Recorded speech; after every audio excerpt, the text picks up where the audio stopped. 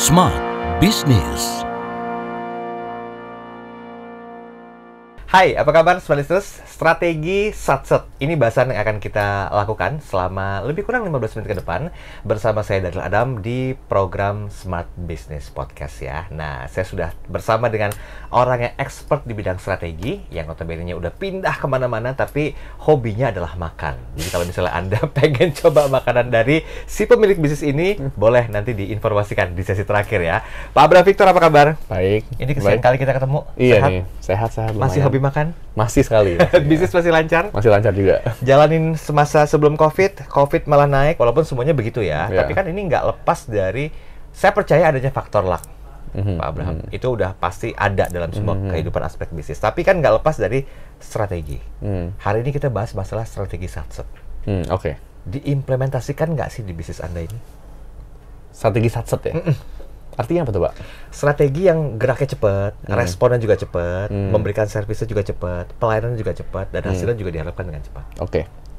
Kita, kalau di company kita banyak yang nge-joke tuh, kita kalau punya deadline tuh, ya kemarin deadline-nya ya. Jadi, of course tuh bercanda-bercandaan doang. Tapi, I think kita coba berusaha keras untuk move fast dalam segalanya. Misalnya contohnya gini, kalau kita ada komplain dari customer, itu biasanya kita langsung respons dalam 2 menit. Terus 24 jam itu udah resolved. Artinya udah beres komplainnya harusnya. Dan biasa komplain tersebut itu juga kita tahu langsung. Jadi saya pun tahu dia ada masalah apa. Terus kita langsung deep dive, investigate kenapa nih masalahnya, biar kita bisa tahu kenapa. Dan kalau misalnya ini sangat kritikal, kita langsung prioritize biar bisa di solve langsung. Jadi menurut saya ini balik lagi ke konteks bisnis kita, di mana di bisnis consumer orang itu punya banyak banget pilihan. Kita cuma satu dari 300.000 orang yang jualan online misalnya. Yang jual ayam aja 25.000 kira-kira. Betul. Jadi kita itu cuma salah satu, dan untuk kita bisa kompetitif, untuk kita bisa menangkan hati konsumen, ya the only way itu untuk kita improve terus dan secepatnya gitu. Jadi makanya itu ya yang kita coba lakukan juga. Oke, Pak Abraham Victor, kan banyak para pengusaha, para bisnis juga yang sekarang tuh terjebak dalam ranahnya overthinking ya. Yang kadang-kadang juga merasa nyaman, kadang-kadang suka mikir berlebihan juga. Ini ke depan gimana? Ini bisnis kenapa? Bagaimana zaman seperti ini? Belum lagi banyak keputusan kebijakan pemerintah yang ya mungkin dirasa kurang pro gitu lah. Anda pernah berpikir seperti itu juga nggak? Dan apa yang Anda lakukan untuk tetap eksis di bisnis consumer ini? Mungkin kalau kita lihat spektrum ya, spektrum sangat puas, spektrum paranoid gitu. Menurut saya yang healthy itu mungkin sedikit ke arah paranoid sebenarnya kalau kita punya bisnis. Karena menurut saya kita udah di bisnis consumer apalagi ya, mau segede apapun tuh yang namanya ancaman selalu ada. Contohnya gini, Nokia. Zaman saya kecil itu HP segala umat. Betul. Nggak ada pemain yang segede Nokia, dan market share-nya itu 30% market share global kalau nggak salah. Jadi gila-gilaan gedenya. Tapi Nokia hilang habis itu. Jadi bahkan udah selevel itu pun bisa di-disrupt juga sama pemain baru. Jadi buat kita, apalagi kita masih nggak ada apa-apanya. Artinya ancaman itu dari semua sisi, dan kita harus berusaha keras lebih maju dari yang lainnya, biar customer itu milihnya kita terus. Jadi menurut saya lebih aman itu sedikit paranoid daripada puas kalau menurut saya. Nah, tapi keywordnya tuh healthy paranoia ya. Karena kalau paranoia yang membuat kita nggak bisa bergerak, ya artinya salah kan. Jadi harus healthy paranoia, dimana kita ada merasakan ancaman yang buat kita jadi move fast. Ada nggak unsur diferensiasi di strategi yang mendekati ke paranoia ini yang diterapkan di consumer? Of course. Jadi menurut saya di industri consumer itu kan, misalnya semua orang jual nasi dengan ayam. Gimana caranya ayam kita bisa lebih enak dari yang lainnya? Gimana cara ayam kita tuh kalau orang makan terngiang-ngiang gitu rasanya. Nah itu yang harus dipikirin tuh, dan itu sampai ke level detail.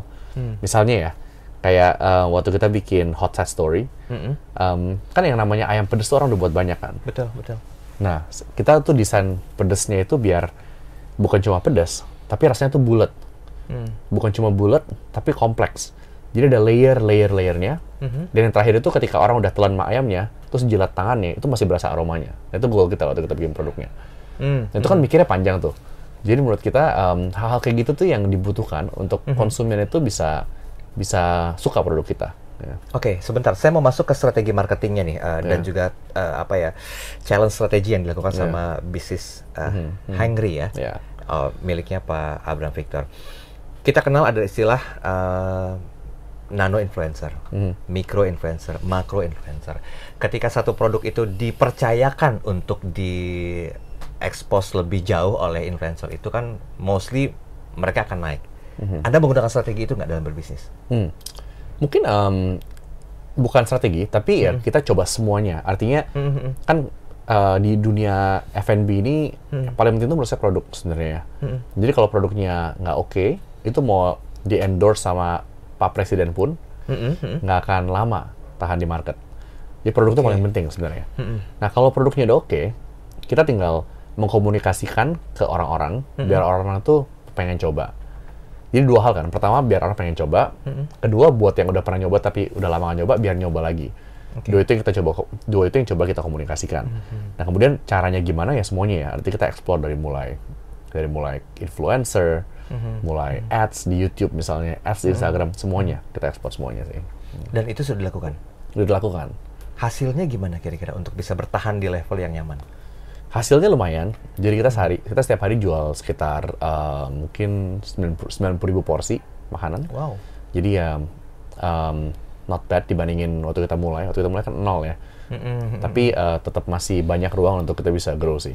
Menurut kita bisa mungkin sampai 20 kali dari sekarang size-nya harusnya. Harusnya bisa begitu ya. Berarti ada strategi-strategi satset lain yang dilakukan ya? Kita harus terus evolve ya.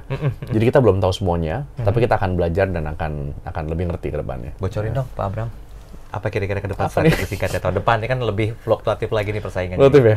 Mungkin tahun depan kita banyak fokus ke memenangkan kategori yang kedua kita masukin. Jadi kita udah masuk kategori ayam nih.